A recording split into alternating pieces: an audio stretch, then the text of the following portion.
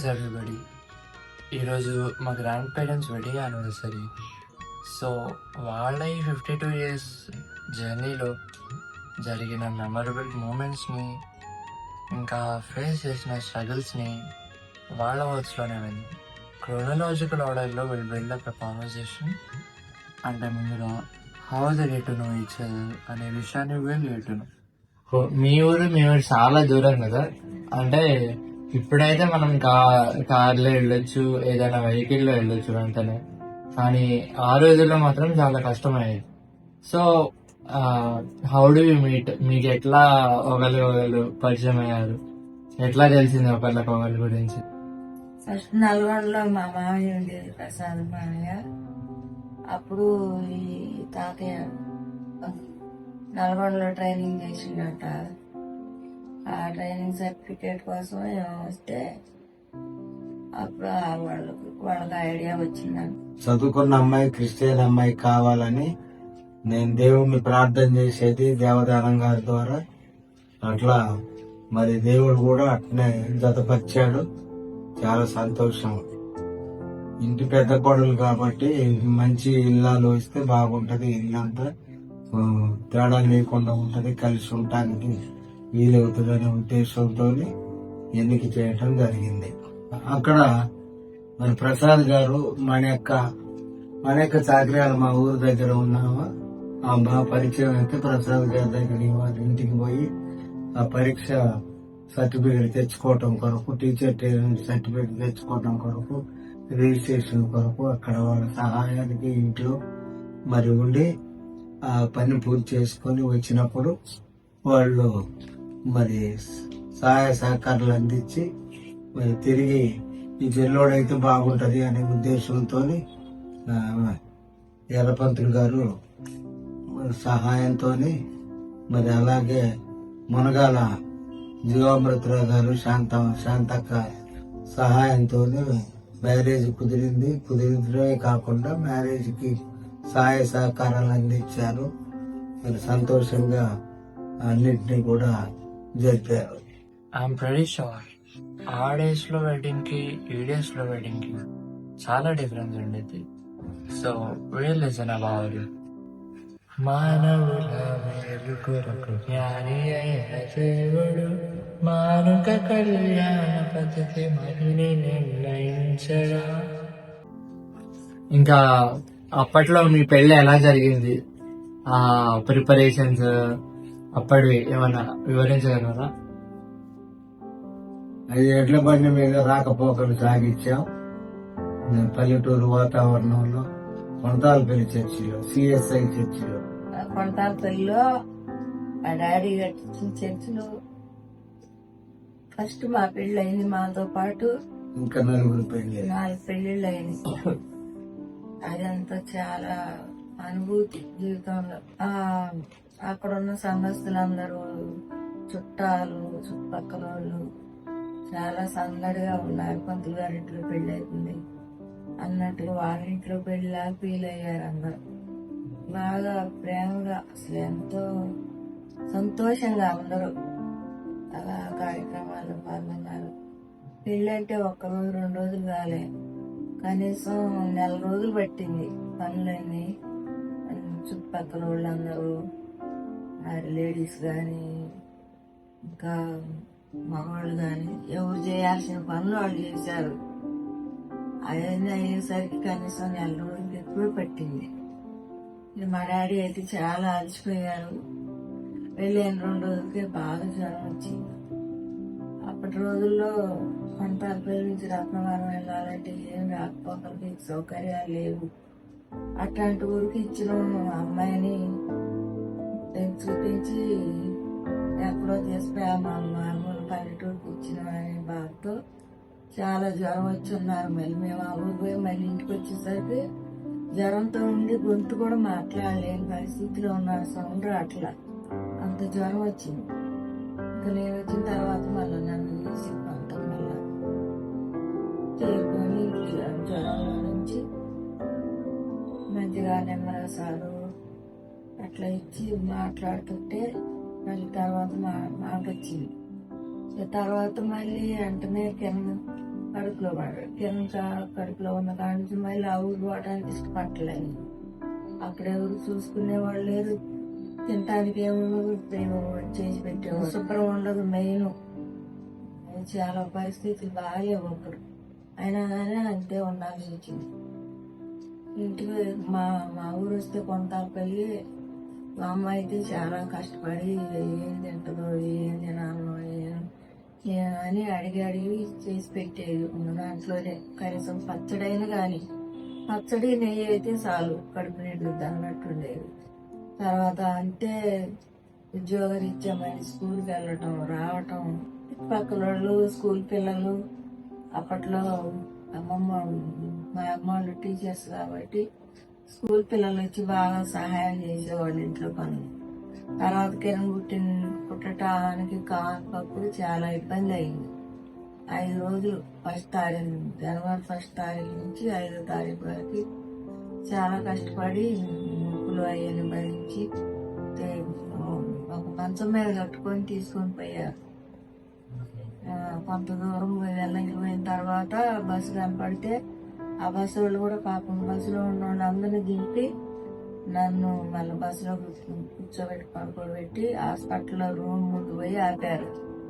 పిల్లి వెంకటేశ్వరరావు గారు హాస్పిటల్ ముందు. అక్కడ కూడా తెల్లవాళ్ళు నొప్పులు రావట్లేదని సెలైన్ పెట్టారు. తీరా కాకులు వేసేటప్పుడు బాబుని తీశారు బయట, చిన్న ఆపరేషన్ చేసి.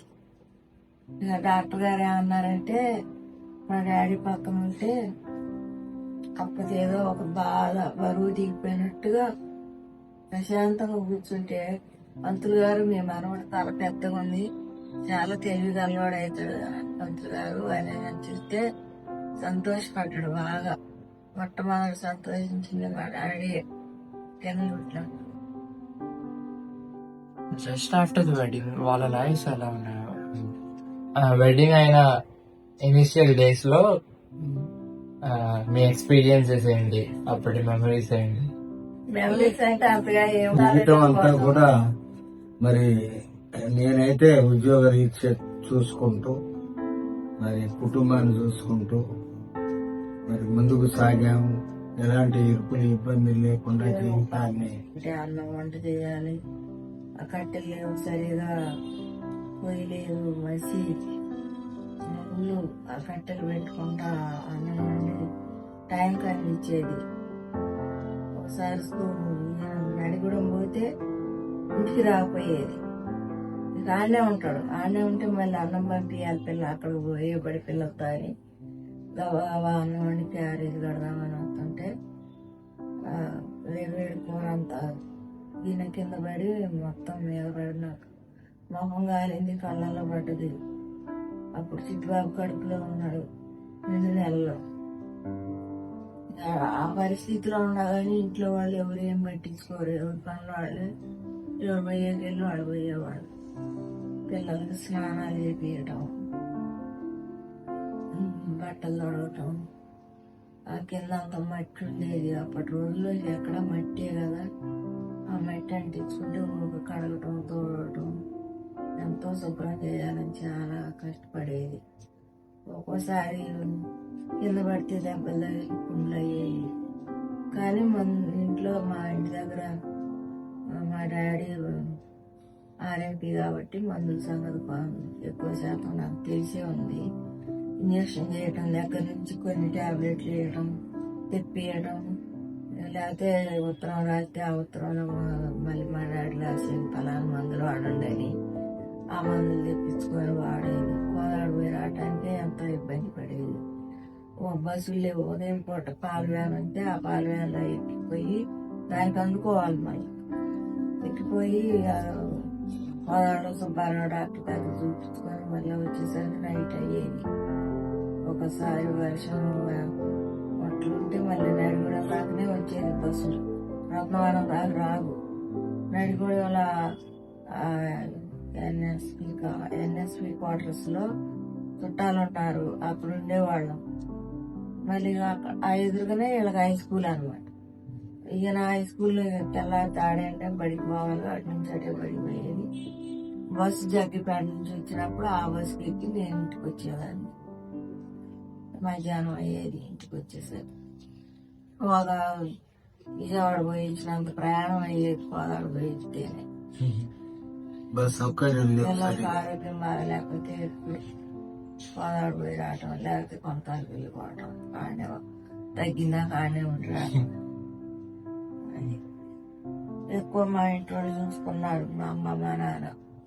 మా అమ్మ ఏమో వంట చేసి పెట్టడం, ఉద్యోగానికి పోయి రావటం, పిల్లల్ని ఇంట్లో చూసుకోవటం అది చేసేది. మా డాడీ ఏమో వాళ్ళకి ఇంజక్షన్లు వేయటం, మందులు వేయటం, తినే స్కూల్కి పోవటం. చేయటం. అక్కడ కూడా మళ్ళీ పిల్లల్ని స్కూల్కి తీసుకుపోయేవాళ్ళు. స్కూల్ పిల్లలు ఉంటే వాళ్ళందరినీ పంపిస్తే పిల్లలందరితో ఆడుకునేవాళ్ళు, ఎత్తుకునేవాళ్ళు. అక్కడే ఎక్కువ వీళ్ళు తిరిగారు, తిన్నారు, చదువుకున్నారు కూడా. తర్వాత ఆరోగ్యాలు బాగలేమని అక్కడ ఉండేవాళ్ళు.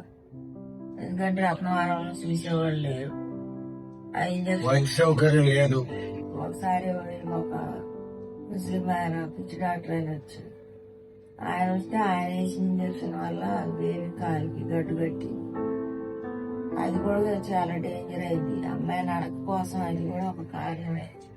చాలా ఆ డేస్ లో ఎడ్యుకేషన్ ఉన్న పీపుల్ చాలా తక్కువ, కానీ ఇద్దరు లిటరేట్స్ గా వాళ్ళ ఆ విలేజ్ లో చేసిన పనులు ఏంటి, అండ్ వారికి టౌన్ లో ఉండేందుకు ఛాన్స్ ఉన్నా కానీ they still choice to be there. And among the people వారు ఒక లైట్ లాగా ఎలా రోల్ ప్లే చేశారు. సో మీరు ఆ రోజుల్లో ఒక ఎడ్యుకేషన్ పరంగా ఇద్దరు స్కాలర్స్ అయి ఉన్నారు. సో మీ ఇద్దరు కలిసి వెల్ఫేర్ కింద ఏమైనా చేసిన యాక్టివిటీస్ ఏమైనా ఉంటే చెప్పండి. ఊళ్ళో ఉన్న వాళ్ళని మరి ఎక్కువగాను రాత్రి పని నడిపించడం, సంతకాలు రాని వాళ్ళందరికీ, చదువు రాని వాళ్ళకి రాత్రి పూట వాళ్ళు కూలి పనులు పోయి వచ్చినప్పుడు వాళ్ళని పిలుచుకొని వాళ్ళకి కొంత చదువు చెప్పేది. తర్వాత పొదుపు సంఘాలు వస్తే ఆ పొదుపు సంఘానికి ఫస్ట్ గ్రూప్ పెట్టి ఊళ్ళో ఫస్ట్ గ్రూప్, తర్వాత ఆ గ్రూప్లో వాళ్ళందరికీ సంతకాలు నేర్పించి మీటింగులు పిలిపేయటం, వాళ్ళు కూడా మాట్లాడేటట్టు, మాట్లాడగలిగే ధైర్యాన్ని ఉంచేటట్టు మహిళా సంఘాలను స్థాపించడం. మహిళా సంఘాలు. కొంతమంది ప్రజలకి లోన్లు ఇప్పించడం కొరకు బ్యాంకులో మరి తీసుకుపోయి లోన్లు ఇప్పించడం జరిగింది. మరి ఎడ్లు తర్వాత గేదెలు కొరకు కంకిపాడు వెళ్ళి మరి బ్యాంక్ వాళ్ళతోని ఇక్కడ ఉన్నటువంటి వాళ్ళని తీసుకొని పోయి వాళ్ళకి మరి గేదెలు ఎడ్లు కూడా ఇప్పించాం. సహాయ సహకారాలు గ్రామానికి అందించామని చెప్తున్నాం.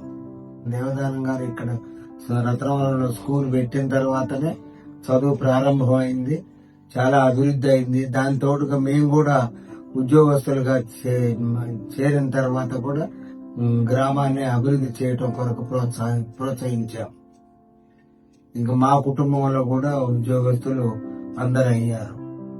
So my next question is, what sacrifice from your partner touched you the most?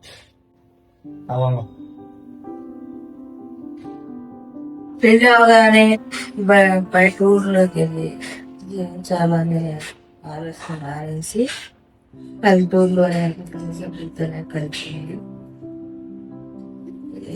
బాధ అయినా బరువైనా సచ్చి ఆ ఉద్యోగాన్ని కూడా వదులుకొని కుటుంబం కొరకు నాతో కలిసి జీవనం సాగించింది. పిల్లల్ని వదిలిపెట్టి ఇళ్ళని వదిలిపెట్టి అమ్మాయిని 5 నెలల పాపను వదిలిపెట్టి నేను ట్రైనింగ్ కానీ హైదరాబాద్ వచ్చాను. హైదరాబాద్ లో 1 సంవత్సరం ఉన్న ఆ ట్రైనింగ్ కోసం. టీచర్ అప్పుడు ట్రైనింగ్ అది చిన్నమ్మాయి మా చెల్లి ఝాన్సీ దగ్గర పెట్టాం. ఝాన్సీ దగ్గర వేయించిన కొన్నాళ్ళు మళ్ళీ మా అమ్మ దగ్గరే ఉంది. కొన్నాళ్ళు ఈ తాతయ్య వాళ్ళకి పిన్ని ఉండేది గురం అని, ఆ గురం అత్తమ్మ ఎత్తుకుంది. పాపం చూసింది బాగానే, స్నానం చేపించడం అయ్యాయి. అది కొంతాల పెళ్ళిలో ఉంది ఆ అబ్బాయి. మళ్ళీ రత్నవారంలో ఉంటే వీలు కాక కొంతాల పెళ్ళిలో ఉండి బేబీని ఎత్తుకొని స్నానం చేపించడం ఆయన చూసేది. మా అమ్మ పడికి పోయి వచ్చేసరికి అట్లా కూడా అక్కడ బాగా అలవాటు అయి నచ్చింది గురమ్మ. ఆమె కూడా ఆరోగ్యంగా ఉంది. క్రిస్టియన్స్ గా how they build up there spiritual life అనేది ఇన్వాల్వ్. మీ రిలేషన్షిప్ లో మీ స్పిరిచువల్ లైఫ్ ఎలా ఉండేది? వంటాలపల్లిలో ఉంటే చర్చికి వెళ్ళేవాళ్ళం. చుట్టుపక్కల వాళ్ళు వచ్చి బాగా పలకరించేవాళ్ళు ప్రేమగా. మరి అక్కడ పాటలు పాడేవాళ్ళు అన్నారు. అయితే రత్నవరం వస్తే మళ్ళీ ఆ విధంగా లేదు. కానీ ఒక్క మార్గం ఉంది, దేవదాన గారింటికి వెళ్ళటం. ఇంకా అదే చర్చి, అది అక్కడే ప్రేయరు, ఇల్లు ఇంటనే ప్రేయర్. ఇంటికి రావటం. మళ్ళీ నైట్ కానీ ఎప్పుడు సండే రోజు తప్పకుండా అక్కడికి వెళ్ళేవాళ్ళం రత్నవరంలో ఉన్నప్పుడు. దేవదానం గారు కూడా నేను దేవదాన గారు, నేను క్రైస్తవ కుటుంబం నుంచి వచ్చిన తర్వాత మా డాడీ వాళ్ళు కలిసి చదువుకున్న వాళ్ళు టీచర్స్ కాబట్టి నన్ను బాగా ప్రేమించేవాళ్ళు. నన్ను మంచిగా పలకరియటం, ఎలా ఉన్నారని, తిన్నారని, పిల్లలు చదువులు, పిల్లల్ని స్కూల్కి పంపిస్తే కూడా చిట్టుబాబుని కిరణ్ వాళ్ళని బాగా చూసుకునేవాళ్ళు. నేను టీచర్ని కాబట్టి దేవదానం గారు మంచిగా చూసేవాడు. మేము బిడ్డలకి చదువు చెప్పేవారు మంచిగా. దేవదానం గారు మిసెస్ పంతులమ్మ గారు చాలా ప్రేమతో చూడబట్టే కుటుంబం డెవలప్ అయింది. మీ రిటైర్మెంట్ తర్వాత ఇక్కడికి హైదరాబాద్ కి వచ్చారు కదా, సో హైదరాబాద్ కి రావడానికి రీజన్స్ ఏంటి? హైదరాబాద్ వచ్చాక ఎలా ఉంది? రిటైర్మెంట్ రత్నవరం స్కూల్లో జరిగింది. చాలా సంతోషంగా మంచిగా గ్రాండ్ గా జరిగింది. అయిపోయిన తర్వాత కూడా పెద్ద వర్షం వచ్చింది. అయినను మొత్తం కూడా అయిపోయిన తర్వాత భోజనాలు కూడా చక్కగా ఇంట్లో తయారు చేసినాం. మంచిగా తిన్నారు, అంతా సంతోషించారు. మరి దేవుడు మంచిగా చూసినందుకు దేవుని కృతజ్ఞతాస్తుతులు చెల్లించుకుంటున్నాము. రిటైర్మెంట్ అయ్యాక హైదరాబాద్ రావాలని ఎప్పుడు అనుకోలేదు. మరి బైపాస్ సర్జరీ కావటం మూలాన ఇక్కడికి రావాల్సి వచ్చింది. పెద్దబాబు ఇక్కడ ఇల్లు ఏర్పాటు చేశాడు, కొన్నాడు. దాంట్లో మమ్మల్ని పెట్టి ఇక్కడ ప్రశాంతమైన జీవితాన్ని గడపాలని కోరుకున్నాడు బాబు. ఆయన బెంగళూరులో జాబ్ చేసి అక్కడి నుంచి అమెరికా వెళ్ళిపోయాడు. హైదరాబాద్ లో ఉండబట్టి ఎక్కువ మరి స్పిరిచువల్ లైఫ్ కూడా బాగుంది. మంచి సంఘం సహవాసం దొరికింది. దయానంద్ గారు బిషప్ గారి ద్వారా మరి ఇక్కడ అభివృద్ధి దేవుని సేవలో అయిందని చెప్పుకొంచున్నాను. చాలా సంఘాల్లో ఎంతో దైవ సేవకులతో సహవాసాలు మరి ఏర్పడ్డాయి. ఎంతో మంది ఆత్మీయ బిడ్డలతో గడిపే భాగ్యం దేవుడు మాకు ఇచ్చింది. కేవలం హైదరాబాద్ లో ఉంటాం పొలాన్ని. అక్కడ ఉన్నప్పుడు అయితే ఎప్పుడు గొడ్డు గోద పొలం గొడవలు అయ్యండి. హైదరాబాద్ లో ఉంటే ఇక్కడ ఉండబట్టి ఈ లైఫ్ ఉందన్నమాట. జీవితం ఈ విధంగా కొనసాగుతుంది. సో ఇప్పుడుండే యంగ్ జనరేషన్ కపుల్ కి వాట్ మెసేజ్ ఫస్ట్ వాళ్ళ లైఫ్ మంచిగా ఉంచుకోవాలి, మార్గదర్శకంగా చూసుకోవాలి, ఒకళ్ళకి మార్గదర్శనం ఉండాలి. వాళ్ళు తర్వాత దేవుని ఎదగాలి, దేవుని వెళ్ళిన జీవితం ఉండాలి, చదువులో అభివృద్ధి కావాలి, అభివృద్ధిగా ఉండాలి. భవిష్యత్తుని జాగ్రత్తగా చూసుకోవాలి. చదువే జీవితానికి మూలం.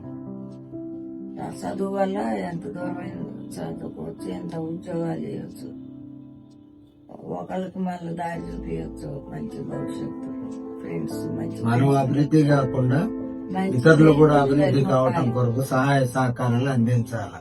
అది మా కోరిక.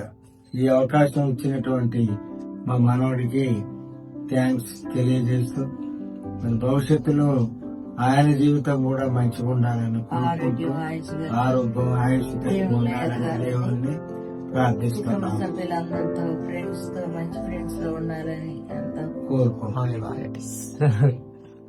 అలాగే ఈ రోజు 52nd వెడ్డింగ్ యానివర్సరీ సెలబ్రేట్ చేసుకుంటున్న ఎలీషా గారు మరియు హలీనా గారులకు బెస్ట్ విషెస్ తెలియచేయమని కోరిన వారు sons Kiran, Pavan, daughter Karuna, Sanila, Akshay, daughter in laws Rajani, Kavitha, grandsons Kevin, Gideon, Danny, Hemanth, Benny, Anish మరియు ఇతర కుటుంబ సభ్యులు.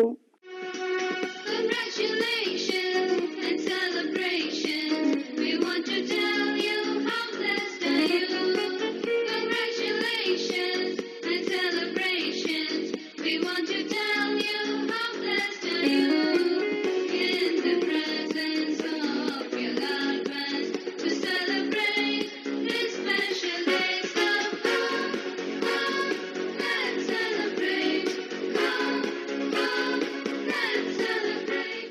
గారు, హెలీనా గారు మీకు మీ వారందరి తరపున మరియు శుభాకాంక్షలు కార్యక్రమం తరపున have a wonderful wedding anniversary.